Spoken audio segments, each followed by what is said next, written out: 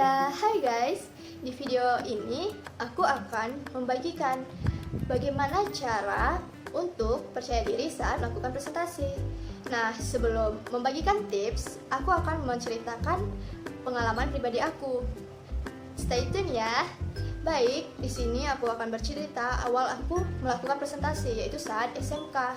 Nah, di situ aku merasakan pusing, kakinya gemeteran, jari-jarinya dingin, lalu suara aku jadi gitu, kayak gimana ya, kayak lama-lama itu menjadi kecil-kecil dan seperti orang nangis gitulah, gemeteran. Nah, jadi setelah itu aku melihat teman aku, dia melakukan presentasi.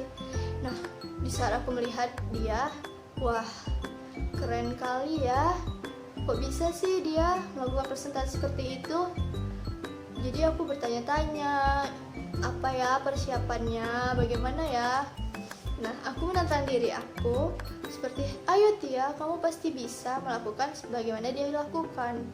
Nah, semenjak saat itu aku mulai benar-benar persiapkan diri sebelum melakukan presentasi.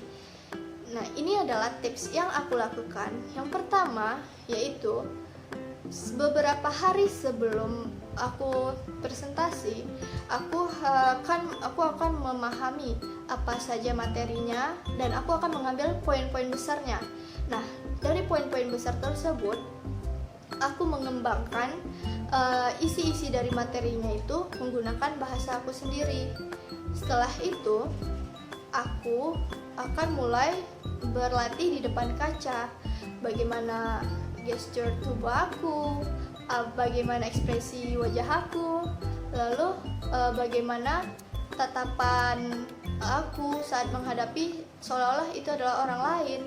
Nah, setelah itu aku akan meminta adik aku untuk melihat aku melakukan presentasi itu. Mungkin awal-awalnya ya merasa malu, tapi demi kita mengupgrade diri kita menjadi lebih baik lagi, menjadi lebih bagus lagi, itu ya malu ya ditahan-tahan dikit lah ya. Nah, setelah itu saat hari H presentasi, nah yang aku lakukan yaitu sebelum saat masih duduk itu aku membaca sholawat Nabi 3 kali. Nah, itu aku percaya sih itu tuh membantu banget gitu loh. Kan kita gugup nih ya, kita membaca itu lalu kita berdoa sama Allah, ya Allah semoga presentasi aku hari ini lancar. Nah, aku yakin banget itu membantu aku banget ya. Dan setelah itu, setelah giliran kita untuk presentasi, aku melangkah itu dengan membaca bismillah. Nah, kata ibu aku, itu akan juga membantu kita agar kita tidak gugup dan insya Allah itu akan berjalan lancar. Nah, ini nih yang paling sering terjadi. Memang saat kita sudah berjalan menuju di depan kelas, kita masih merasakan oke, ini pede, oke, nggak apa-apa. Nah, tapi di saat sudah menatap mata teman-teman kita, pasti kita merasa, aduh, apa ya ini materinya, apa ya.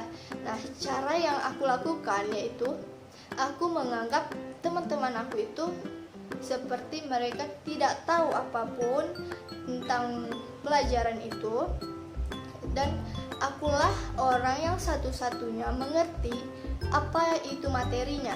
Nah, di saat itulah rasa percaya diri aku tumbuh, rasa tidak ada gugup itu muncul. Nah, merasakan kita sebagai seorang yang nomor satu. Di saat itulah aku akan menjelaskan bagaimana materi itu dengan bahasa aku sendiri, bukan dengan bahasa buku. Mengapa? Karena dengan menggunakan bahasa buku itu akan susah, ya kan? Akan susah kita menerimanya ditimbang dengan bahasa kita sendiri. Seperti halnya kita menonton, pasti kita mungkin akan sulit untuk mengerti alurnya dibanding kita meminta ceritakan dari teman kita. Nah, begitu juga dengan presentasi. Kita jangan berpatokan pada isi buku, tapi kita sebagai orang yang memiliki materi, kita harus memahami dan menyampaikannya kembali dengan bahasa kita sendiri sehingga teman-teman kita mengerti. Nah, selanjutnya, jika teman-teman sekalian gugup melihat mata mereka, aku biasanya ya melakukan itu, aku akan menatap di tengah alis mereka, kalau tidak di hidung mereka. Nah, itu akan menghilangkan rasa gugup aku. Nah, jika melakukan kesalahan ya minta maaf aja, nggak usah langsung blank. Aduh, gimana ya ini materinya, gimana ya, nggak usah langsung blank, tapi tetap santai, atur pernafasan. Nah, itu akan membantu kita agar tidak kehilangan materi yang ada di kepala kita. Selanjutnya, aku akan, kalau misalnya cara itu juga tidak mempan, aku akan menganggap mereka itu tidak ada. Aku hanya menatap bangku kosong, seakan-akan ruangan itu tidak ada orang sekalipun dan hanya ada bangku kosong. Dengan begitu, aku kembali percaya diri.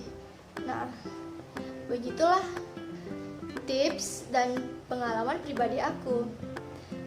Jika menurut teman-teman tips dan trik aku ini bermanfaat, jangan lupa ya untuk di-share ke teman-teman kalian sekaliannya. Dan jangan lupa like, comment, dan subscribe, dan klik tombol lonceng. Terima kasih. Assalamualaikum.